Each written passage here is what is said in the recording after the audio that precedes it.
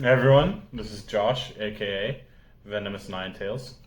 Be sure to drop a like and subscribe on this video, as well as give me a follow on Twitch and on formerly Twitter, now called X, twitter.com @venomous_QB. Today we'll be building the GMMK Pro TKL. This is an 80% board. The stabilizers are actually, which I really like. A lot of people gripe about these, but it looks like they've really improved them. I don't have my iFixit kit, so we'll be collecting screws in here, which comes with their rotary knob. So this is actually a build for a friend's mom, and I actually do have to look for a protective case after I get this built. And we'll be using Kale Red box linear switches, also available from Glorious's website.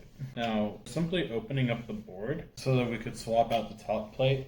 The bottom plate will remain in a glacier white. I do have to look for a protective case just to store it when not in use. I don't know what we're going to be using for that. I'm thinking a quick run to the Citadel to see if they have any foam padded bags, and then I just line it with insulation foam. I think I might actually keep the top plate to engineer my own keyboard down the line. I am into custom keyboards. Obviously I'm not going to copy their design, I just need to borrow the layout for planning where I'm going to put. My goal is to one day release a VIA compatible board with my logo on it. So when you start getting into the custom keyboard scene, you'll notice a lot of the really nice keyboards. Half of them have RGB, half of them don't. I'm looking to do something a bit more insane, just to maintain the RGB. I want to be very careful with this because I obviously don't want to damage anything. We do have an aluminum top plate on the inside, which is very nice. Very resonant. I haven't decided if I want to do aluminum, carbon fiber, or brass when I get around to designing my own keyboard. I don't want to dampen it too much, and I do want to put a rear plate when I design my own, because you notice there's a shine through. I want to do something like that, but wrapping all the way around. Now I'm going to take the two smaller screws and put them back in, since as it turns out, we didn't really need to remove those, but live and learn. These are actually like really nice starter keyboards for anyone who wants to get into the hobby. Normally, I will lube my switches for my own builds or buy pre-lubed. These Kale switches, they don't really need to be lubed, but it's always a nice touch. This has 8 screws in the back that hold the top plate in. Now, this should theoretically have less of an issue shorting but I do plan on taking keyboard commissions. Here's like the little pink rotary switch. I want to make sure none of this has any scratches on it. And the switch is in. The switch has a rotary knob. Rotary switch is just potentiometer. Box reds are a really nice linear switch. They're actually a lot more comfortable than the Cherry Pro MX switches you get. I am not a fan of Cherry switches. Like, every company makes a better Cherry MX style switch than Cherry does. One of these days, I do want to actually build a board that has like box jades as well as Kale box whites. One of the few clicky switches I actually like. Kiwis are my favorite tactiles, and AnyDrop or JWK clone is kind of like in the lead for my favorite linear. Tactile switches have really grown on me lately. Oh, and it comes with all the tools in the box, by the way. So that's actually really nice. It includes all the tools you need to like actually build one of these boards in the box. So it includes your switch pullers, which I thought was a very nice touch from Glorious.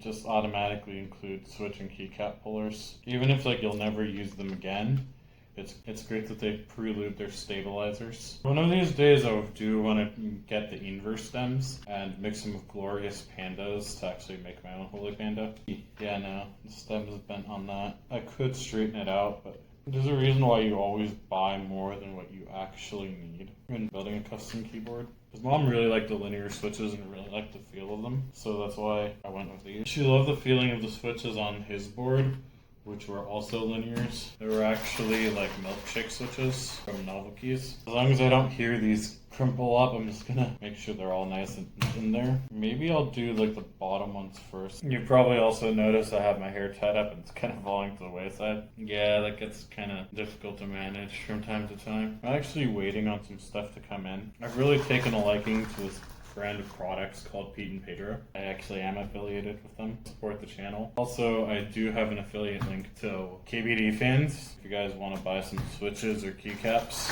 I just wish KBD fans like stabilizers actually became a lot more popular. Because KBD fans actually did make my favorite stabilizers. We're actually almost done with like inserting the switches. I'm gonna make sure that I'm gonna test it off camera, make sure everything types. If it doesn't, swap out any switches that don't. And let's see, we have about 9 switches left. I'm gonna double check on my low-key 65 because I have some Gazoo bubblegums that are supposed to go in that for like my 02 keyboard. I'm waiting for them to release like official Darling keycaps again so I can put the official ones in and actually support the artists. I'm waiting on GMK to do a drop of mechas. Like, I know there's an upcoming R2, I'll put clones in temporarily and then replace them with the real ones once the R2 drops. And here you go. It's a GMMK Pro TKL with Kale box red linear switches. I see one screw on the back that needs a little tightening, but other than that, everything seems pretty Gucci. There we go, fixed up. Because it's an aluminum plate, it's not like super talky, and these are linear switches. When you put keycaps in, that's when you're gonna start getting the actual talky sound. But no keyboard AF. Right now, it's just a good keyboard built and ready to ship.